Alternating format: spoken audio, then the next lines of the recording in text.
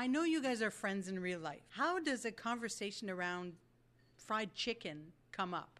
Take me to the first initial conversation. Who wants to start? A few years ago, like when we had first met, I'd been playing around with fried chicken recipes. I came up with a really good recipe. And I think it was Max at one point had suggested, why don't you just, to extend the profitability hours of a restaurant, why don't you do fried chicken?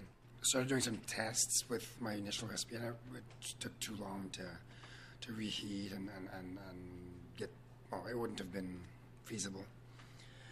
Fast forward a couple of years, Stephane and I, we often go to Montreal to get ingredients because up until recently there weren't very many places available in Quebec for specific ingredients. And I love the food scene in Montreal. I love the vibe, and I think we all do. Every single time I'd leave the city, I'd have a little pincement de cœur because I just wanted to go back. And we're driving back from Montreal, and there's going in my mind, what can we do? What can I do? Because with the restaurant, I'm already overloaded with work. Yeah, because you're in the kitchen. You're the one cooking. Yeah, and so it had to be something that, I can invent the recipe. I can have, the marinades ready, have all the products ready without giving the recipe away, and have someone else produce it. And I just thought of the fried chicken. And at that time, Max had been diagnosed with being celiac. So I decided, maybe I could do a gluten-free fried chicken. Have you ever had good gluten-free fried chicken before, Max? Good luck trying to find something good gluten-free. And this is coming from someone who travels a lot, right? You've been all over the world, literally, not just for competing, but for what you do in your modeling career, I believe, as well? Or? Mostly our marketing agencies. We have clients in LA, Dubai, London, so we travel a lot through that. So we've experienced quite a lot of different concepts. And gluten-free is not on top of the list, that's for sure. Why is that? Why is it so hard to find gluten-free foods in the world? I'm not sure. I guess it's easier now because there's a lot of people take more into consideration what they eat and what they consume. So I think nowadays it's easier to find, but the quality is not at its best. I believe they're just trying to replace some ingredients, and it's still very sugary, very fattening, or it's not really the best and healthy things to eat. So working on when I tried Steven's recipe, it's incredible. What was your first reaction? Speechless. Near-death experience. No, because I remember he tried that. Literally the first bite. I'm in fashion and lifestyle and retail. I'm not in the food industry at all. But then as soon as I took the first bite, I knew immediately. I think I turned around, I told him, I said, "You're an idiot if you don't make this into something." How do you know? How do you know from a first bite that something is really good? I think it comes in layers. I think first the smell, the vision of it. Like I said, the sight of it was so beautiful, was so beautifully made. And he's such a perfectionist as a creator. I think that's the reason why he's the only chef. I don't think it's not because there's not a lack of sous chefs out there. It's because he won't let anyone in. Because he strives for perfection. He's a control freak, in other words. Yeah, exactly. I feel sorry for Stephane, but that's a different conversation. We'll keep that for a private conversation, of course. There is something about that first bite, right?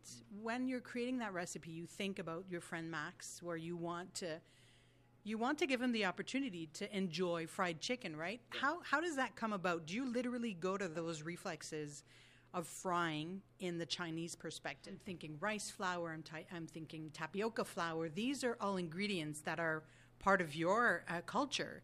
Was that your first go-to? A bit. My first go-to was just, different, like you said, different alternatives to flour. There's also the problem in Chinese cuisine where soy is often fermented with wheat. So it's really difficult to create something that's 100% gluten-free in Chinese cuisine. You'll always have to omit certain ingredients. So I think in creating a dish that nobody else had created before, I was able to make it, do it my way, as I often do in the kitchen. Yeah. And which possibly involves starting from scratch. You highlighted something that I hadn't really thought of, the presence of wheat in soy sauce. How does soy sauce make its way in fried chicken? In the sauces, in the marinade, and all the different techniques. So yeah, I mean, there are gluten-free soy sauces, but the gluten-free soy sauces that we have here are Japanese, so they don't have the exact same flavor. So it's just a question of balancing out the flavors, and that's something that I'm good at in my mind. I can just kind of mix flavor. If I want a flavor profile, I think of the different layers of it, and I'm able to recreate it in my mind. Mm-hmm. I love that. It's very representative of us as a group as well. I'm really enjoying my experience right now. Like the visual aspect, I understand like how much attention to detail is in here. And I understand how you're saying like this took more than a year to put together. The color is actually the color of the secret ingredients, spices that Steven had put together. Oh, wow. Okay, let's do this. We're opening the box. Okay, so it comes with, I have a little salade de choux. Traditionnelle or crémeuse? Crémeuse asiatique, which means? When you taste it, you'll Okay. taste it. I'll taste the different. Okay, perfect. And then I have a little mayo. Spicy mayo.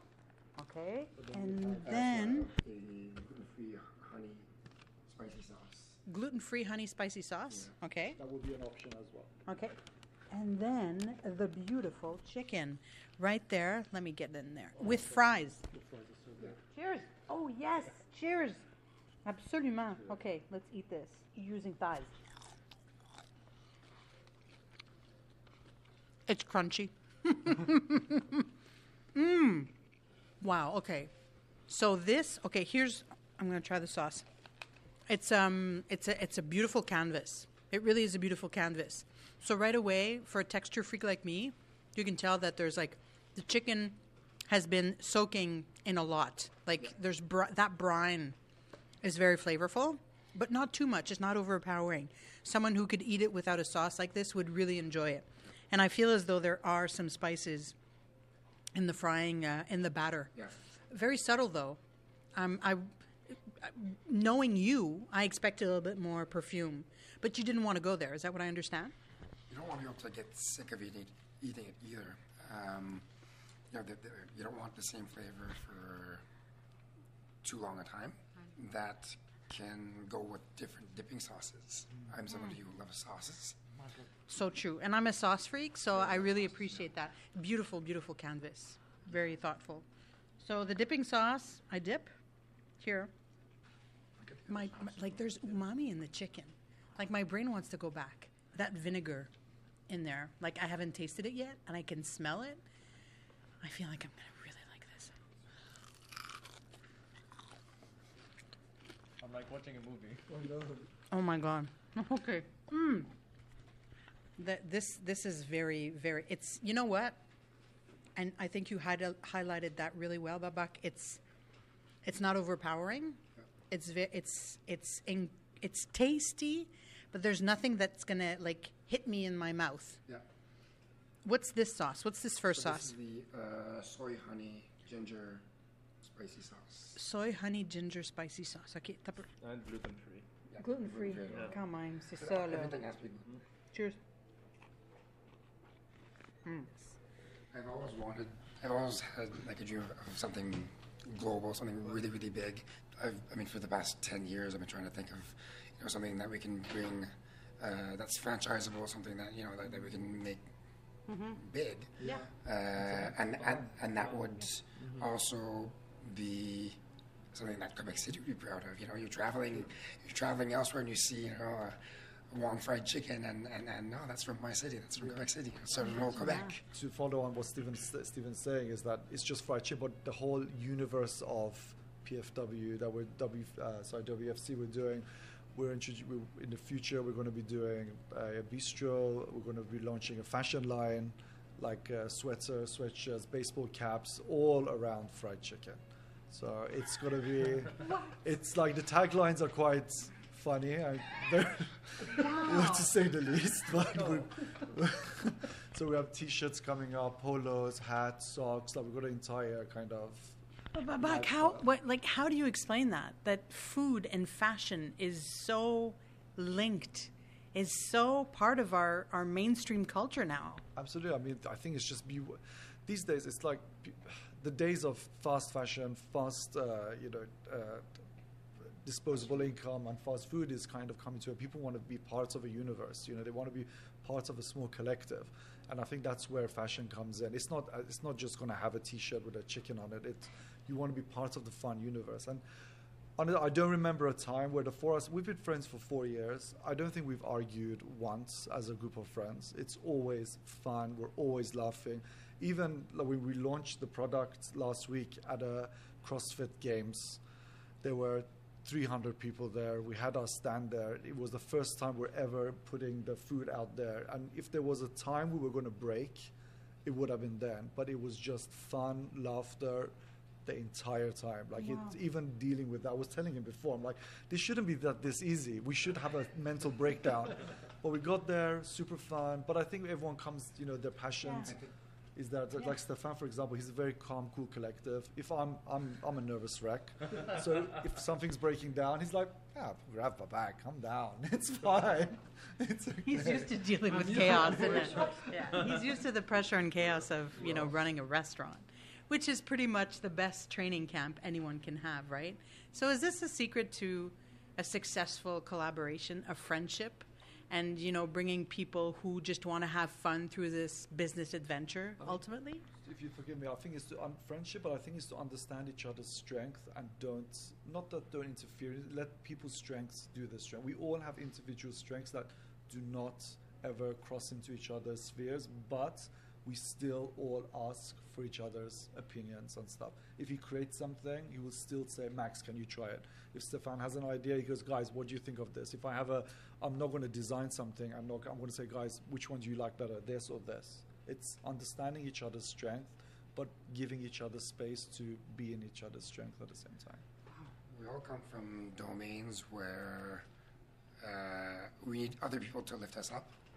I mean, he has his coaches. We're in the restaurant business. It's not just me or him. It's a team. And the fashion industry as well. You need everyone who's around you. So I think it's also the fact that we know how to work as a team, the fact that we know that it's not a one-man show. It's a collaboration. It's, Yeah. We're always stronger together than alone, right? Yeah, for sure. Do you know the tagline of the T-shirt? Please, I don't know. Yes. Yeah, this is not for the first line. This is coming later, but it's mange mon coq. Why? It's just, I think it's just a tagline. It's tongue in cheek. It's cheeky. I mean, it's obviously the spelling of coq is spelled like coq because you have other brands like Le Coq Sportif that are using it. COQ. Exactly. Yeah. Gay humor is often I love it. color. And you know what? I didn't want to bring it up, and I think it's what makes you stand out. The fact that you're so comfortable who you are, and you stand so tall and proud, like I have shivers saying it, I think that's what gives you the opportunity to take all of who you are. My motto in life, since my teenage years, has always been, you'll never stand out if you try to fit in. So, do something different. Do it well, be proud, and people will notice you. Bravo. That's exactly it. Those are the end words. I can't add anything to that. Bravo. Thank you.